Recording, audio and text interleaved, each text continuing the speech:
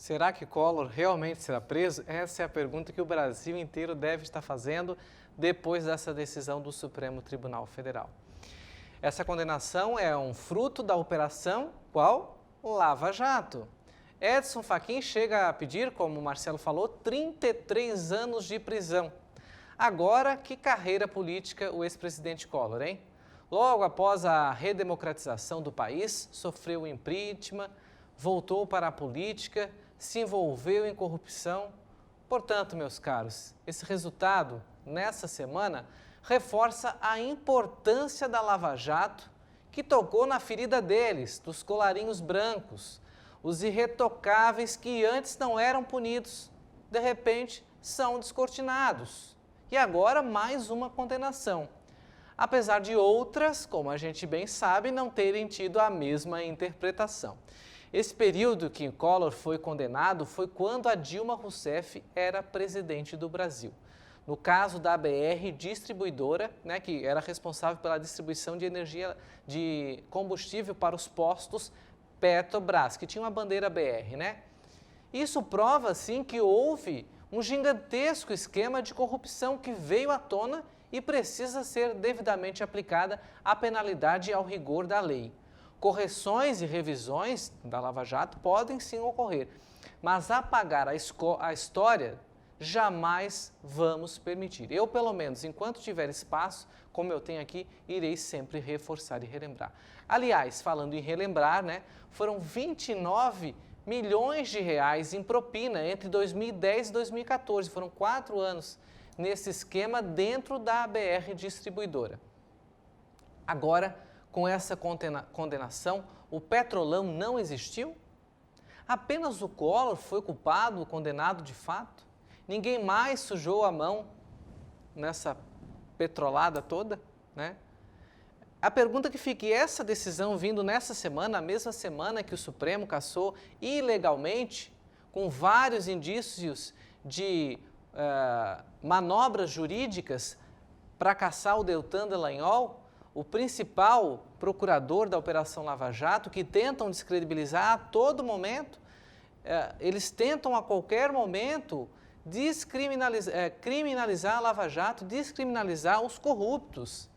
Eles falam até que essas empresas que tiveram comprovação de envolvimento, que recebiam dinheiro do governo por meio de licitação, repassavam para os partidos políticos, os envolvidos, que elas devolvam ou que não paguem mais o dinheiro da delação premiada, dos esquemas de delação que teve, foram bilhões de reais devolvidos aos cofres públicos. A gente falou aqui na semana, o Barroso, uma declaração no Roda Viva falando que com lupa, juristas de todo o Brasil com lupa, acham pequenos erros e correções na Operação Lava Jato.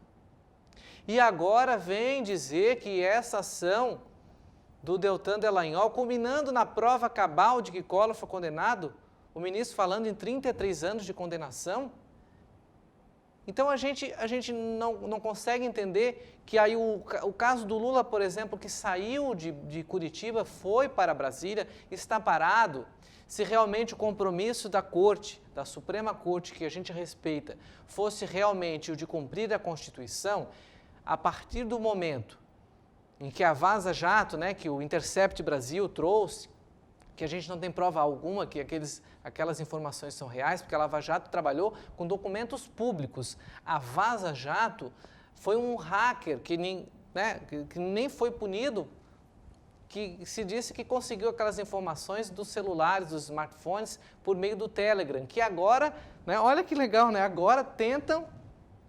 Por que será que agora tentam tirar a todo custo o Telegram do Brasil? Será que é com medo de um hacker agora tentar descobrir o que estão falando lá, os Kill de Brasília que estão no plantão nesse momento estão falando lá e vir à tona novamente? Não sei, são suposições, mas são muitas interpretações, muitos pontos de interrogações que ficam.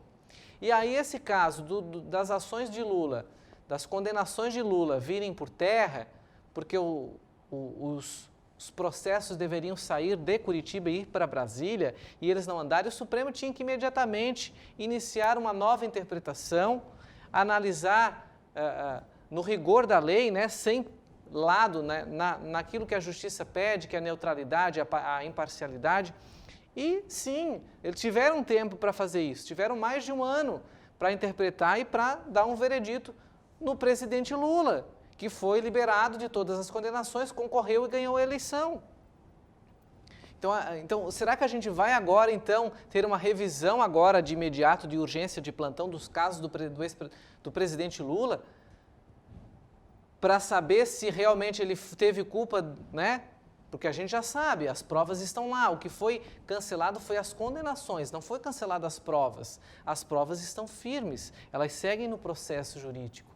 Ou a gente vai ter esse julgamento só depois de 4 anos, quando o mandato dele acabar.